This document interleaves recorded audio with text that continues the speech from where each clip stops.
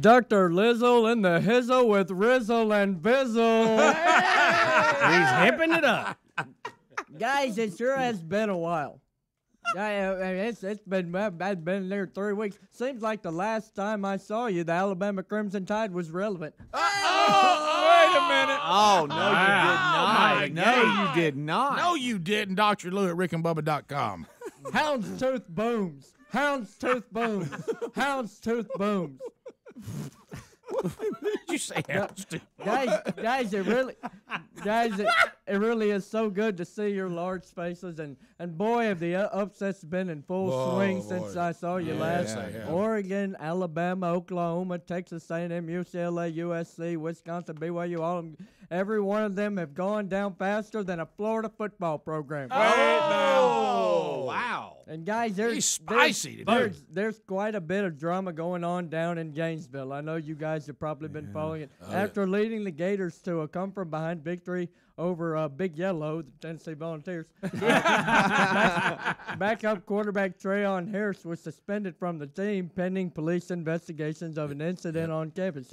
And guys, this sounds familiar to the state of Florida, doesn't it? No, well. Well, apparently, cross-state rival quarterback Jameis Winston has reached out to Harris and offered some veteran expert advice during this situation. Really? Winston told Harris, and I quote, "No matter how strong the urge, I wouldn't dress out in full uniform this Saturday." Jameis will also be releasing his book that later this year. It's called "Remaining Strong Through the Struggles." Just throwing them. Oh, my goodness. I wish I knew his email address. Greg at rickandbubba.com. What? Greg, don't you fill all these?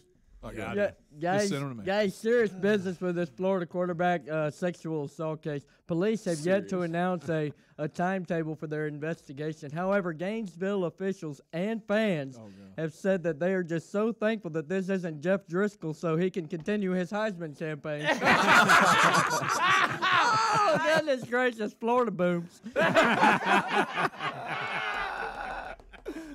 Guys, sticking in the SEC, did you see what happened at the end of the Alabama-Ole Miss game? This was all over YouTube, but after Alabama's defeat, some of the Tide faithful in the upper deck started to shower Rebel fans down below with trash. I saw that. I don't know if you guys saw this. Immediately after one fan joined in, he was blindsided and tackled into the bleachers. I don't know if y'all saw that. We saw it. So choke slam. It was an absolute brutal hit. Guys, this just goes to show that no one can heckle the Rebels and escape Trina Wallace.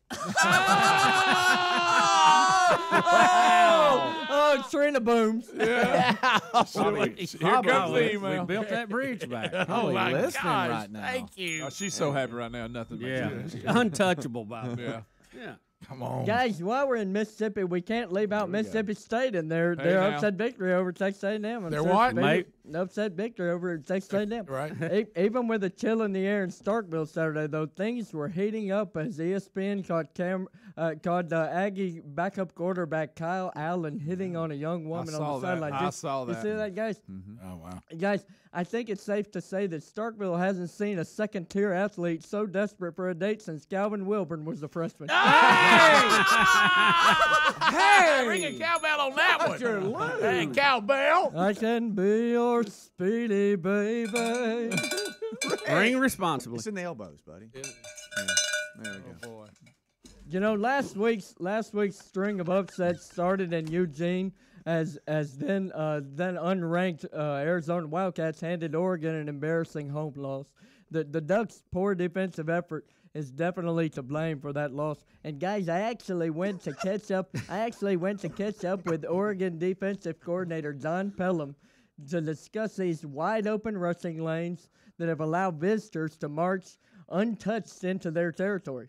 And he confirmed to me that they are indeed running a defensive package called the U.S. Border Control. Oh, Dr. Lou. Good gracious. I like that. How'd I get that to stop right there? Just hit stop. Now, guys, one upset between the unranked team and South Carolina visited Lexington and lost to Kentucky, giving Steve Spurrier only his second career loss against the Wildcats. And you can't help but wonder if the Gamecock defeat came because Shaq Rowland their star wide receiver was missing in action. I don't know if you guys heard this, but Roland did not make the trip to Lexington, Kentucky, because Where did he go? Lexington, Kentucky. I didn't know that. After missing the team flight out of Carolina. Did y'all hear this? No, I didn't know. He missed his flight. Wow. Now, I sat down with Roland to ask why he would miss his departure, and all he could say was, "This is what I get for asking Adler what time I should leave for the airport." Adler. Tiny little booms. Can't get on the plane. Boom, boom, boom. Coming from a tiny little man. Yes.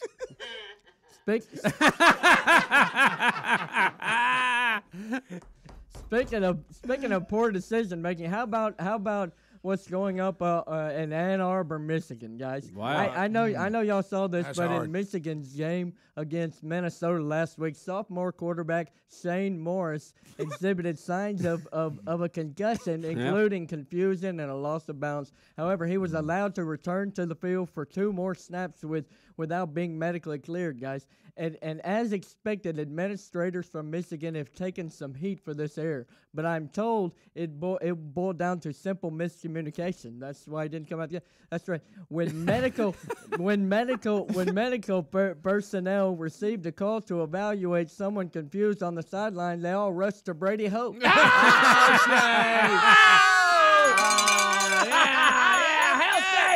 like that. That's good. Brady Hoke, more like Brady Joke. Boom, boom. That's not a soft J.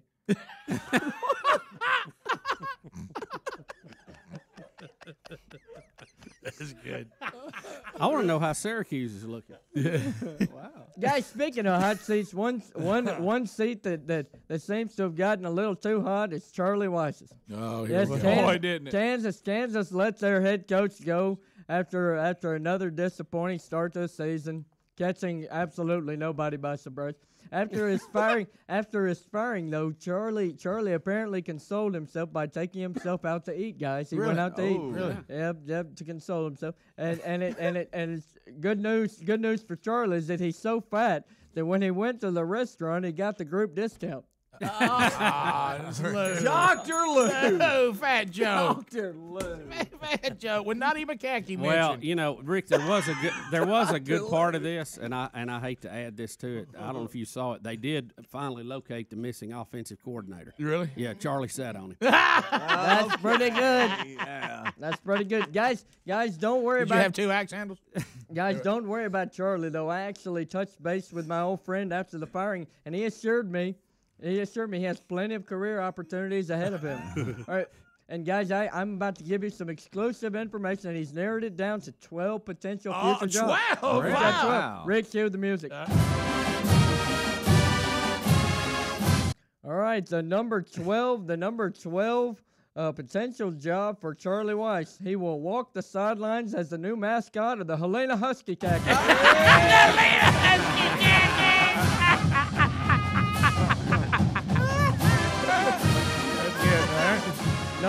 Number 11.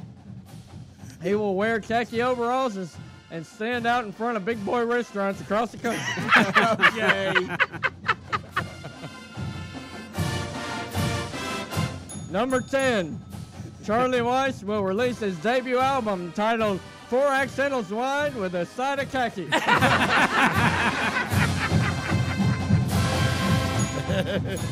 Number 9.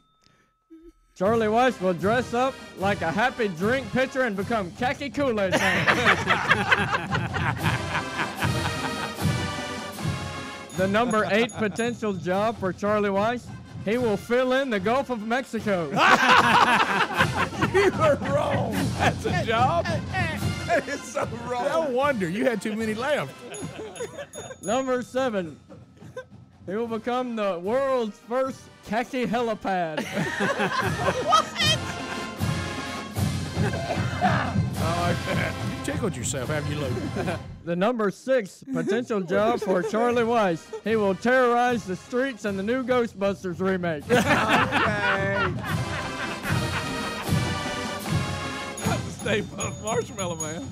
That's nice. Had to bring it home. The number 5 potential job for Charlie Weiss. He will become the world's first sumo wrestler with a khaki thong. Get the buzzer on that one. The number 4 potential job for Charlie Weiss. He will team up with Fun Source as their new deluxe level moonbout. The number three potential job for Charlie Weiss. He will become Ashley Furniture's largest khaki ottoman. Okay. Picture it. We got 2 more left here, guys. The number 2 potential job for Charlie Weiss.